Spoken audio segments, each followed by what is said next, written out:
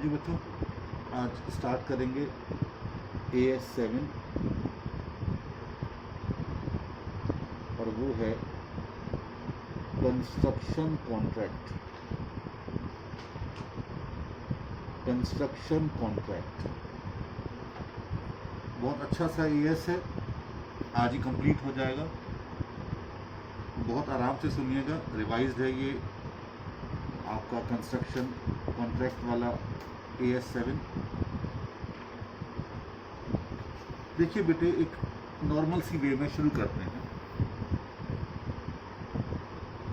मान लीजिए mister A ने अपना ओन्ड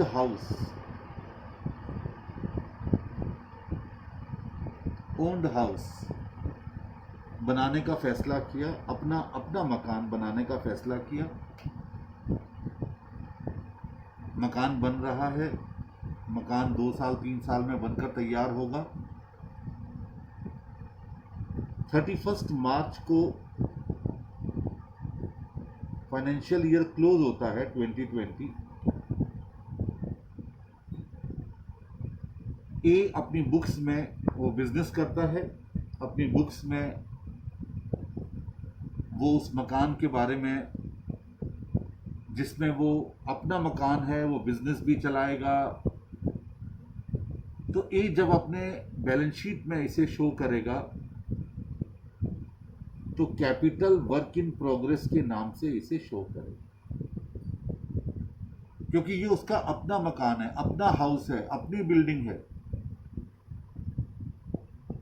क्योंकि ये अभी बनकर तैयार हुई है, तैयार नहीं हो पाई है, खर्चा हो गया है इसमें, तो इसे शो तो करना पड़ेगा।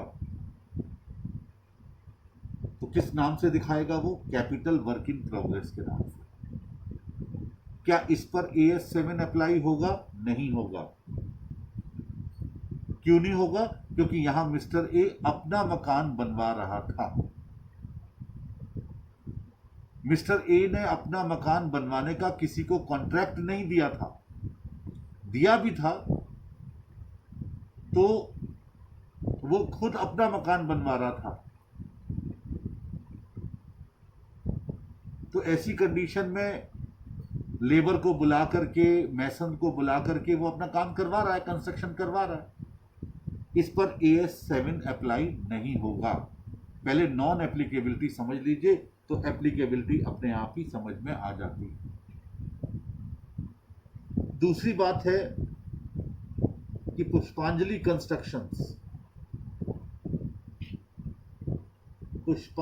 कंस्ट्रक्शंस फ्लैट्स बना रही है, एक मल्टी स्टोरीड बिल्डिंग बनवा रही है और उसे बेचने के लिए बना रही है। उसे बेचने के लिए आगे चल करके वो फ्लैट्स बनेंगे और पुष्पांजलि कंस्ट्रक्शन उनको बेचेगी और बेच करके लाभ कमाएगी। 31 मार्च 2020 को वो मल्टी स्टोरीड बिल्डिंग अभी बनकर के तैयार नहीं हुई, क्योंकि ऐसे बड़े बड़े प्रोजेक्ट्स में 1 से अधिक वर्ष लग जाते हैं। लेकिन कुछ फ्लैट बनकर के तैयार हो गए।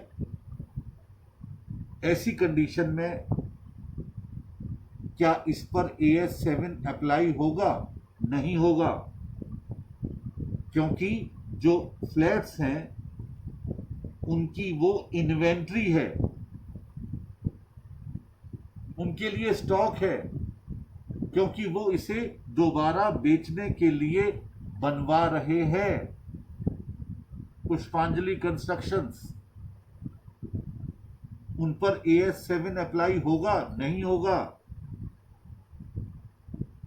अरे, तो मिस्टर ए अपना मकान बनवा रहे हैं, उस पर भी AS7 अप्लाई नहीं होगा। पुष्पांजलि हाइट्स या पुष्पांजलि कंस्ट्रक्शंस फ्लैट्स बनवा रहे हैं, उस पर भी अप्लाई नहीं होगा। तो फिर होगा किस पे? होगा उस पर जब एक person, mister A, mister B को एक अपना 1000 गज का उनके पास प्लॉट है और वो उस प्लॉट पर डबल स्टोरी बिल्डिंग बनवाना चाहते हैं। एक मैप उन्होंने अपने आर्किटेक्ट से बना करके दिया और कहा कि भाई इसको आपने इस स्पेसिफिकेशन में बना करके तैयार करो और मैं आपको इसको बनाने का कॉन्ट्रैक्ट देता हूं।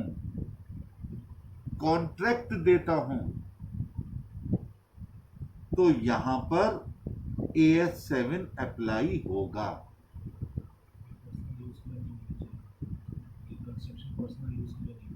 पर्सनल यूज के लिए नहीं होना चाहिए और कोई एक व्यक्ति अपने आप ही ना बनवा रहा हो। यूज के लिए हो सकता है किसी भी, लेकिन वो खुद ना बनवा रहा हो, उसने किसी दूसरे व्यक्ति को कॉन्ट्रैक्ट दिया हो।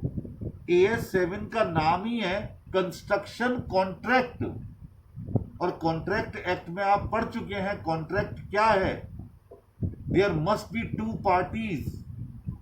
यहां पर जो व्यक्ति किसी दूसरे को कॉन्ट्रैक्ट देता है उसे कॉन्ट्रैक्टी कहा जाएगा। याद कीजिए, कॉस्ट अकाउंटिंग में पढ़ चुके हैं।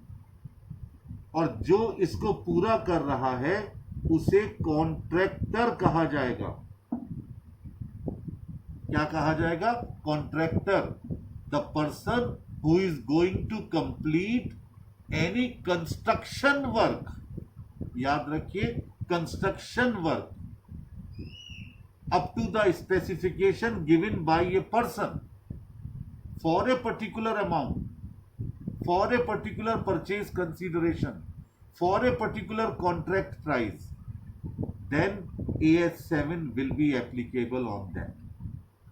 और एक बात आपको बता दूं कि AS7 सिर्फ कॉन्ट्रैक्टर के लिए अप्लाई होगा, इसका कॉन्ट्रैक्टी से कोई रिलेशन नहीं है।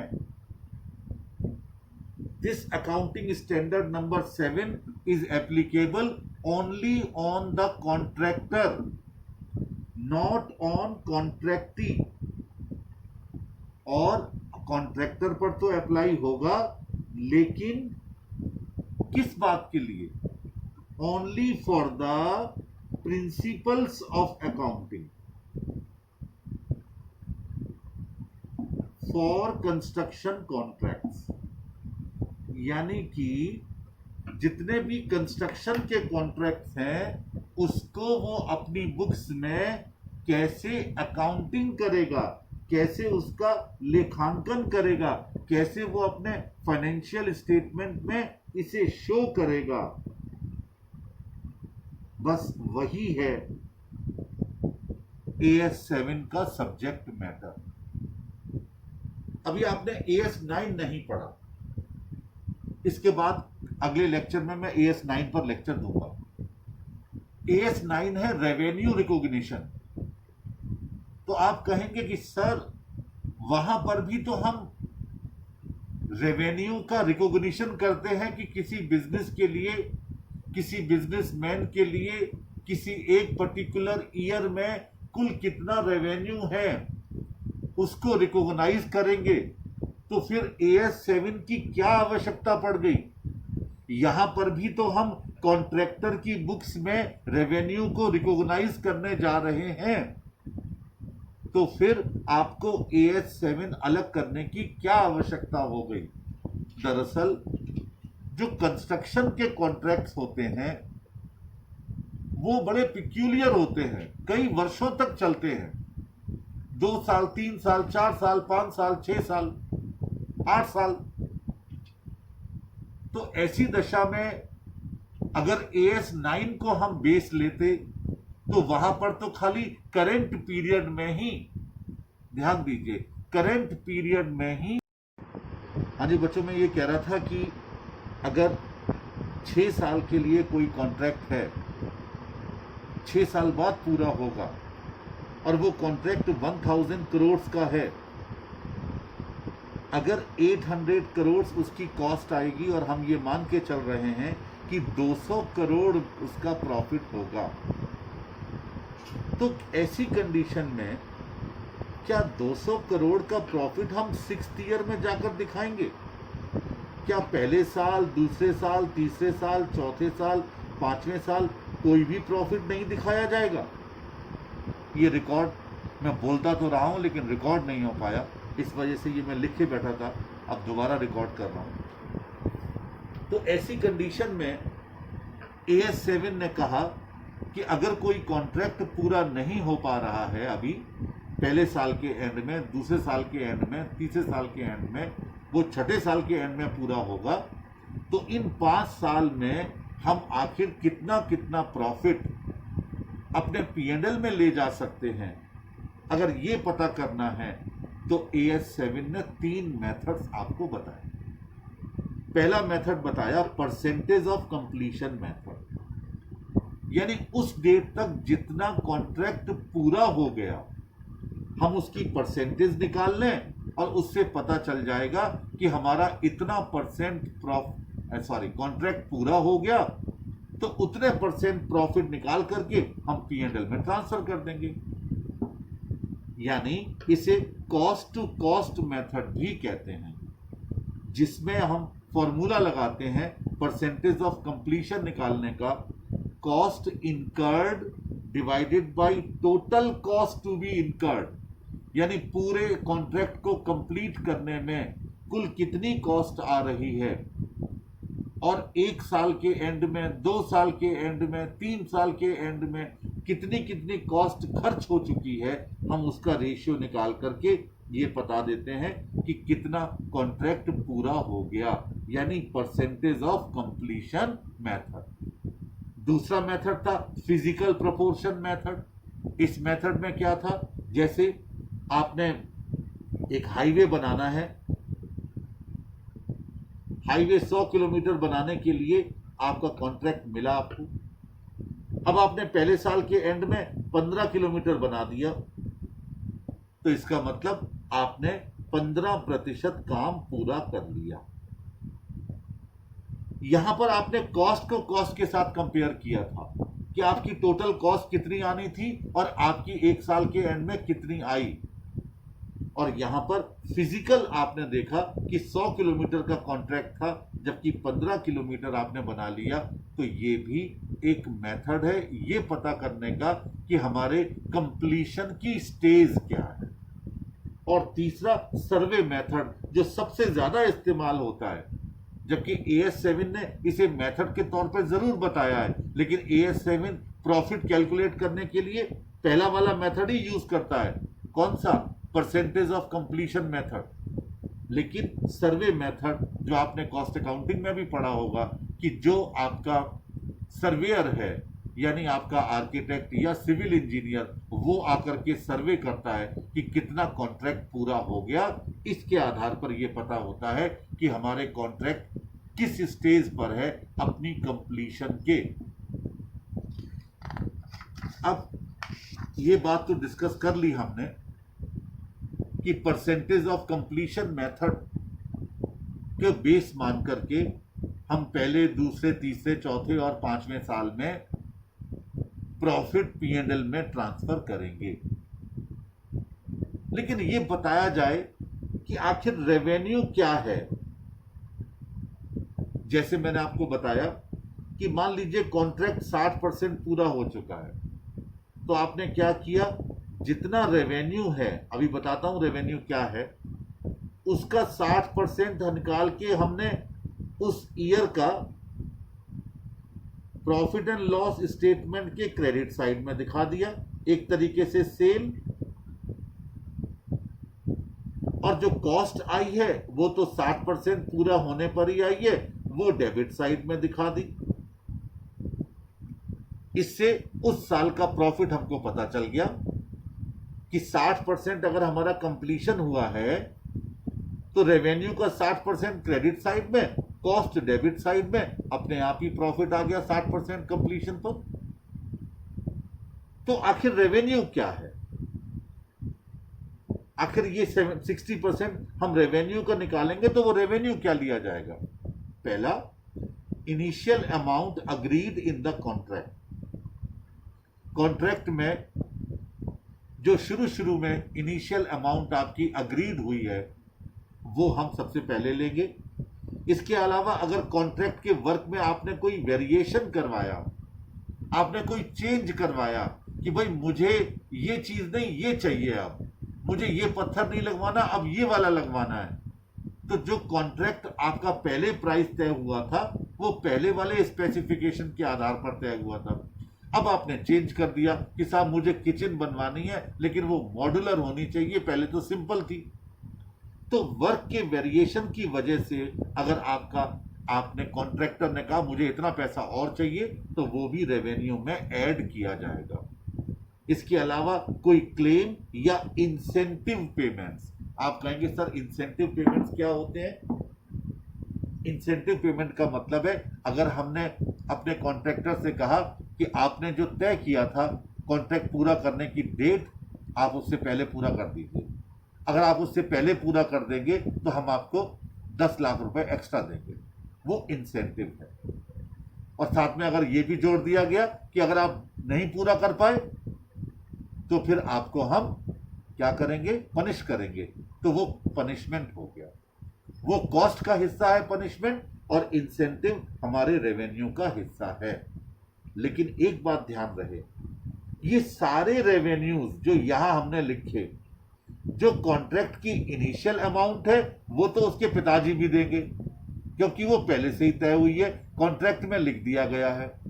लेकिन बाद वाले सारी चीजें, कैपिटल वर्क का वेरिएशन, क्लेम, इंसेंटिव पेमेंट, ये तभी ऐड किए जाएंगे जब इनका मिलना प्रोबेबल हो और इनको रिलायबली मेजर किया जा सकता हो।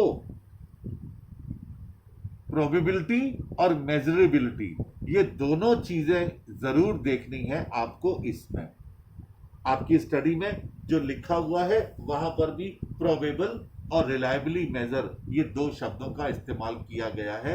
ये आपको भी याद रखना है। एएस में जो शब्द इस्तेमाल होते हैं वो एज इट इज, वो हर एग्जामिनर को याद रहते हैं कि ये दो वर्ड जरूर होने चाहिए। अगर आपने वो नहीं लिखे वही मार्क्स काट देगा। एएस में वर्ड्स का बहुत, जो वर्ड आपके बहुत इंपॉर्टेंट है उसको आपको हमेशा हाईलाइट करना चाहिए। और ये बात जो मैं आपके साथ डिस्कस कर रहा हूं वो पेज नंबर 1.25 पर है, जहां लिखा है contract revenue should comprise the initial amount of revenue agreed in the contract, variation in contract work, claims, incentive payments to the extent that is probable that they will result in revenue, कि वो revenue के रूप में हमको मिलेंगे ही सही, and they are capable of being reliably measured, और उनको रिलायबली मेजर भी किया जा सकता हो। ये रेवेन्यू हो गया। अब कॉस्ट में क्या चीज इंक्लूड है? कॉस्ट में 3 चीजें इंक्लूड हैं। पहला, एक तो कॉस्ट जो डायरेक्टली रिलेटेड हो, जो डायरेक्टली रिलेटेड हो, जैसे लेबर कॉस्ट है, सुपरविजन है, कॉस्ट ऑफ मटेरियल है, depreciation of plant and equipment है, कॉस्ट ऑफ मूविंग प्लांट है, ठीक है, cost of hiring of plant and equipment है, कॉस्ट ऑफ डिजाइन और technical assistance directly related to the contract है, the estimated cost of rectification and guarantee work including expected warranty cost, ये सारी directly cost होती हैं जो contract से जुड़ी रहती है। दूसरा है cost that are attributable to the contract activity in general and can be allocated to the contract, जैसे इंश्योरेंस चार्जेस हैं, जैसे कंस्ट्रक्शन के ओवरहेड्स हैं, ये जनरली खर्च किए जाते हैं, इनका डायरेक्ट कॉन्ट्रैक्ट के साथ कोई रिलेशन नहीं है, लेकिन फिर भी इनको कॉन्ट्रैक्ट की कॉस्ट में इंक्लूड किया जाता है। लेकिन याद रहे, the allocation of indirect cost should be based on normal levels of construction activity. The allocable cost में include borrowing cost as per AS 16। AS 16 में भी याद कीजिए बोरोइंग कॉस्ट थी, और वहां पर किसी असेट को यूजेबल होने से पहले कम से कम 12 महीने लग जाते हो। एक 12 महीने की डेट लिखी जाती है आमतौर पर, मतलब एक time period, depend upon circumstances. तो उसकी बोरोइंग कॉस्ट भी आपके कॉन्ट्रैक्ट की कॉस्ट में इंक्लूड की जाएगी। अब एक बात आती है कि cost that can not be attributed to contract activity और can not be allocated to a contract are excluded from the cost of construction contract. वो क्या है? Selling cost, general administration cost जो रीइंबर्समेंट नहीं होने वाली है, research and development cost, depreciation on idle plant and equipment. कोई plant जो आइडल है, खाली पड़ा रहा, बेकार पड़ा रहा, उसका डेप्रिसिएशन आपको रीइंबर्स नहीं होगा, आपका कॉन्ट्रैक्ट ही आपको नहीं देगा। इसके अलावा कोई भी ऐसा कॉस्ट जो कि जनरल एडमिनिस्ट्रेशन की है या सेलिंग की है या रिसर्च एंड डेवलपमेंट की है, वो इसमें शामिल नहीं होगी। तो ये था कॉन्ट्रैक्ट का रेवेन्यू और ये था कॉन्ट्रैक्ट का कॉस्ट। हम लोग क्या करते हैं? हम लोग परसेंटेज ऑफ कंप्लीशन मेथड के आधार पर कैलकुलेट करके उस साल का प्रॉफिट या लॉस इसमें शो करेंगे। ठीक है, चलिए अब दो बातें और आपके साथ डिस्कस करूंगा, उसके बाद डिस्क्लोजर। पहली बात तो ये है कि जो कॉस्ट प्लस कॉन्ट्रैक्ट होता है उसका अगर आउटकम है, यानी कॉस्ट प्लस कॉन्ट्रैक्ट का जो आउटकम है, जो हमें मिलने वाला है, अगर वो रिलायबली एस्टिमेट किया जा सकता हो तो वहां पर कौन कौन सी कंडीशन पूरी होनी चाहिए, तब ये कहा जाएगा कि that the outcome of A cost plus contract can be estimated reliably. कब वो रिलायबली एस्टिमेट होगा, इसके लिए दो कंडीशन पूरी होना चाहिए। पहला, that it is probable that the economic benefit associated with the contract will flow to the enterprise, enterprise में वो flow करेगा। और दूसरा, the contract cost attributable to the contract whether or not specifically reimbursable can be clearly identified and measured reliably। यानी उसकी cost clearly mention हो, identified हो और मेजर की जा सकती हो रिलायबली, भले ही उसके रीइंबर्समेंट के लिए स्पेसिफिकली कहा गया हो या ना कहा गया हो। ये कब कर रहे हैं आप? जबकि कॉस्ट प्लस कॉन्ट्रैक्ट का आउटकम रिलायबली कब एस्टिमेट किया जाएगा। अच्छा, और यहां कौन सा मेथड लगना है? Percentage of completion method. ठीक है, AS7 ने और एक बात प्रोवाइड की कि percentage of completion method should not be applied अगर कंस्ट्रक्शन कॉन्ट्रैक्ट का आउटपुट रिलायबली एस्टिमेट नहीं किया जा सकता है। मान लीजिए, मैं आपको एक छोटी सी बात बताऊं। अभी मैंने कहा कि परसेंटेज ऑफ कंप्लीशन मेथड आपको लगाना है रेवेन्यू रिकॉग्नाइज करने के लिए। अब आपको सपोज ये पता ही नहीं कि छठे साल के बाद आपको आउटकम कितना होने वाला है। आउटकम कितना होने वाला है आप इसका मेजरमेंट ही नहीं कर पा रहे हैं, तो क्या आप वहां पर परसेंटेज ऑफ कंप्लीशन मेथड लगा सकते हैं? नहीं लगा सकते। तो उस कंडीशन में क्या होगा? रेवेन्यू सिर्फ उतना ही रिकॉग्नाइज किया जाएगा जिसकी रिकवरी प्रोबेबल हो, और अगर कोई लॉस हो रहा है तो उसे उसी वक्त एक्सपेंसेस की तरह रिकॉग्नाइज कर दिया जाएगा। एक्सपेंसेस की तरह रिकॉग्नाइज कर दिया जाएगा। मैं दोनों का एक एक इलस्ट्रेशन करवाता हूं, उससे फिर क्लियर हो जाएगा ये पूरा कंसेप्ट। देखिए, इलस्ट्रेशन नंबर 1 निकाल लीजिए। इलस्ट्रेशन नंबर 1 आपकी स्टडी का इलस्ट्रेशन नंबर 1, बहुत ध्यान से देखिए, बहुत छोटे छोटे से हैं। 4 लाइन का है, जरा ध्यान समझो। कहता x limited commenced a construction contract on 1/4/2013. The fixed contract price agreed was 2 lakh. Fixed contract price यानी कि ये कौन सा कॉन्ट्रैक्ट है? फिक्स्ड प्राइस कॉन्ट्रैक्ट, 2 लाख रुपए। द कंपनी इनकर्ड 81,000, कंपनी ने इनकर्ड किया 81,000 इन 2013-14 फॉर 45% वर्क। यानी यहां पर परसेंटेज ऑफ कंप्लीशन आपको क्वेश्चन में ही दे दी गई, आपको अपनी तरफ से निकालने की कोई आवश्यकता नहीं है। और आगे क्या कहा गया? Received 79,000 as progress payment. मैंने आपसे कहा था जब आप बिलिंग करते हैं और आपका कॉन्ट्रैक्टी आपको पेमेंट करता है उसे प्रोग्रेस पेमेंट कहा जाता है। आगे कहता है द कॉस्ट इनकर्ड इन 2014-15 यानी 2 साल का 89,000 to complete the rest of work. Rest of work को पूरा करने में 89,000 रुपीज खर्च हुए 2014-15 में। अब पहली चीज, यहां पर कॉन्ट्रैक्ट का प्राइस पहले से ही फिक्स है, कितना? 2 लाख। यहां पर आप परसेंटेज ऑफ कंप्लीशन मेथड लगा सकते हैं। देखिए प्रॉफिट एंड लॉस अकाउंट में आप कैसे करेंगे?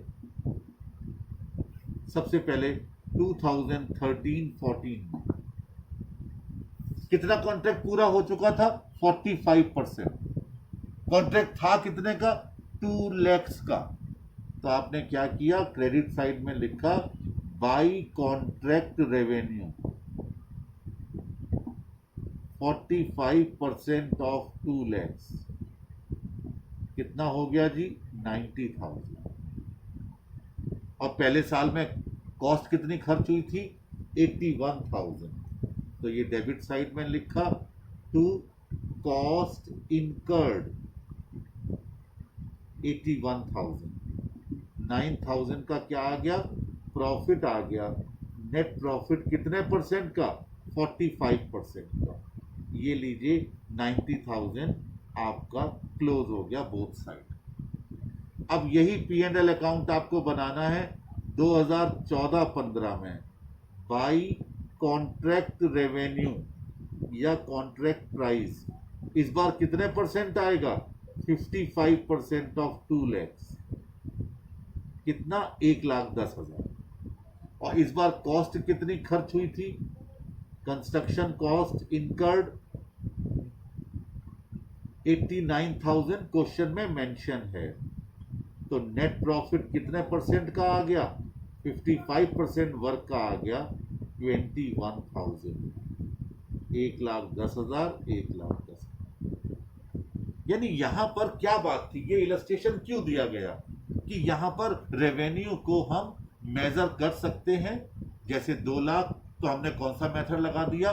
परसेंटेज ऑफ कंप्लीशन मेथड लगा दिया कि जितना परसेंटेज कंप्लीशन की है उतना रेवेन्यू हम क्रेडिट साइड में दिखाएंगे, उसकी कॉस्ट डेबिट साइड में दिखा देंगे। अच्छी बात है।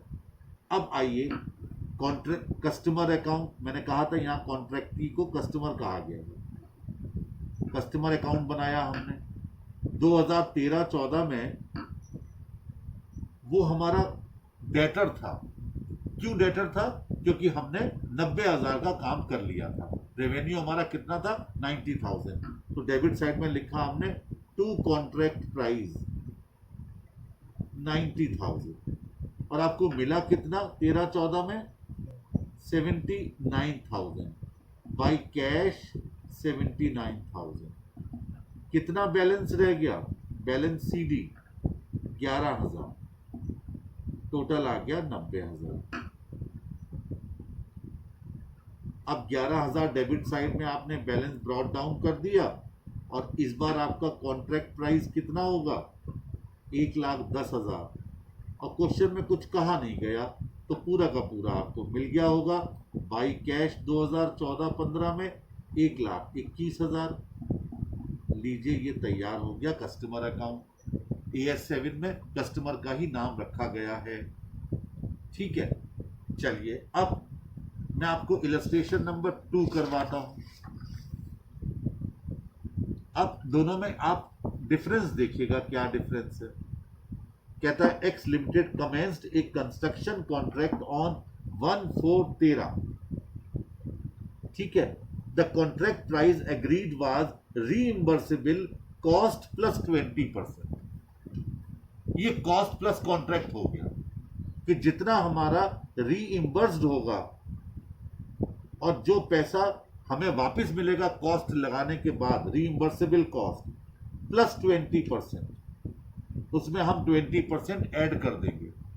ठीक है, the company incurred ₹1 lakh in 2013-14, of which ₹90,000 is reimbursable। यानी 1 लाख रुपए हमने खर्च जरूर कर दिए, लेकिन इसमें से हमें पैसा मिलना कितने वाला है? सिर्फ 90,000। 10,000 हमारा लॉस अपने आप ही हो चुका है। The further non reimbursable cost to be incurred to complete the contract was estimated of ₹5,000। 5,000 और लागत खर्च हो गई, और वो भी रीइंबर्स नहीं होने वाली। मैं उस लाइन को दोबारा पढ़ रहा हूं। कहता है the further non reimbursable cost to be incurred to complete the contract was estimated at ₹5,000। है जी?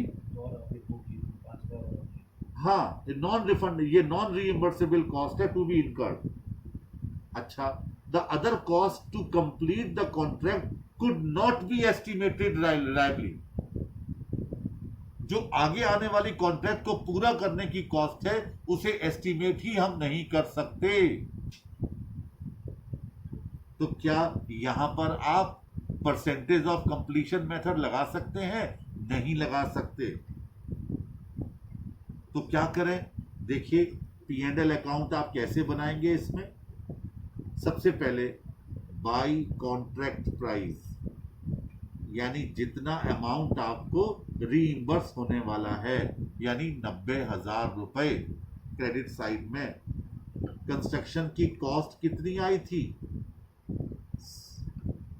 1 लाख डेबिट साइड में, और कितने का नुकसान हो गया? 10,000 का, लेकिन 5,000 बच्चे और आने वाला है।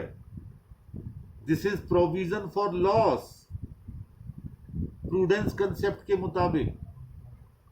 तो आपका नेट लॉस कितना आ गया? 15,000। 1,05,000 टोटल आ गया। अब देखिए इसके बारे में क्या लिखा गया था आपके पेज नंबर 1.21 पर। एग्जाम्पल 2 से पहले जरा ध्यान से सुन लीजिए, जिससे ये एग्जाम्पल क्लियर हो जाए। कहता है AS7 provides that the percentage completion method should not be applied if the outcome of a construction contract cannot be estimated reliably. In such cases, revenue should be recognized only to the extent of contract cost incurred of which recovery is probable। तभी आपने यहां 90,000 लिया जिसकी recovery probable है। And B, contract cost should be recognized as an expenses in the period in which they are incurred, यानी 1 लाख रुपए। और साथ में ये भी कहा गया an expected loss on the construction contract should however be recognized as an expense immediately। यानी वो खर्चे जो आगे चल करके लॉस के रूप में होने वाले हैं, उनको आप इमीडिएटली एक्सपेंसेस की तरह ट्रीट कर लेंगे। ऐसे कॉन्ट्रैक्ट को क्या कहते हैं? अनसर्टेन। नीचे लिखा भी है when the uncertainties that prevented the outcome of the contract being estimated reliably cease to exist, revenue and expenses associated with the construction contract should be recognized by the percentage completion method। चलिए बस एक छोटी सी बात और रह गई है करवाने को, और वो आपको बता रहा हूं क्या है। देखिए, डिस्क्लोजर में आपको निकालना होता है कि अमाउंट ड्यू टू कस्टमर या amount due from customer. Disclosure में बाकी सारी चीज तो आपको दिखानी है कि कॉन्ट्रैक्ट रेवेन्यू का अमाउंट क्या है, आपने कितना रिकॉग्नाइज किया रेवेन्यू, परसेंटेज ऑफ कंप्लीशन कितना है, the method use to determine contract revenue, ठीक है, the method use to determine the stage of completion, ये सब चीज तो दिखानी है। लेकिन साथ में ये भी निकालना होता है कि कस्टमर से कितनी रकम आपको प्राप्त होनी है या कितनी रकम उनको देनी है। उसका एक परफॉर्मा है, लिखिए कॉस्ट इनकर्ड, जितनी कॉस्ट आपने खर्च की वो तो आपको अपने कस्टमर से लेनी ही लेनी है, प्लस रिकॉग्नाइज्ड प्रॉफिट, जितना प्रॉफिट आपने रिकॉग्नाइज कर लिया है, अगर लॉस है तो उससे लेस कर दिया जाएगा, रिकॉग्नाइज्ड लॉस, और इसमें से लेस कर देंगे प्रोग्रेस बिलिंग, यानी जितनी बिलिंग आप ऑलरेडी कर चुके हैं वो भी इसमें से लेस कर दी जाएगी, यानी प्रॉफिट ऐड कर देंगे, क्योंकि जितनी हम लागत खर्च करेंगे बेटे वो तो हमें अपनी मिलनी ही मिलनी है कस्टमर से, उसमें जो प्रॉफिट है हमारा वो भी ऐड कर देंगे, लेकिन अगर लॉस है तो उसे लेस कर दिया जाएगा। कैसे? जब कॉस्ट में हम प्रॉफिट ऐड करते हैं तभी तो सेलिंग प्राइस आता है। हम कस्टमर से क्या लेते हैं? सेलिंग प्राइस लेते हैं, तो उसमें प्रॉफिट हमेशा जुड़ा हुआ होता है, और अगर लॉस है तो वो घटा हुआ होता है हमेशा। 100 वाली चीज 80 में बेचोगे तो 20 का लॉस होगा ना, तो 80 तो लोगे अपने कस्टमर से, तो लॉस को आपने लेस कर दिया, प्रॉफिट को ऐड कर दिया, और जो प्रोग्रेस बिलिंग है उसे भी आपने लेस कर दिया, क्योंकि वो बिल बन चुका है, आपने प्रोग्रेस में दे चुका है। अब जो अमाउंट आ गई, अगर ये प्लस में आती है, अगर ये प्लस में आती है तो क्या होगी? अमाउंट ड्यू फ्रॉम कस्टमर,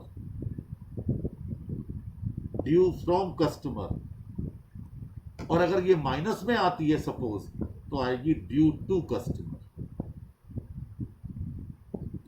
बस इतनी सी चीज आपको अपने डिस्क्लोजर में और दिखानी है। इसमें 2 इलस्ट्रेशन और हैं, इलस्ट्रेशन 3, इलस्ट्रेशन 4, और पीछे 2 क्वेश्चन और दिए गए हैं। इसे इस लेक्चर को सुनते ही सॉल्व कीजिए और उसके बाद फिर सोइएगा या कोई और काम कीजिए। That's all.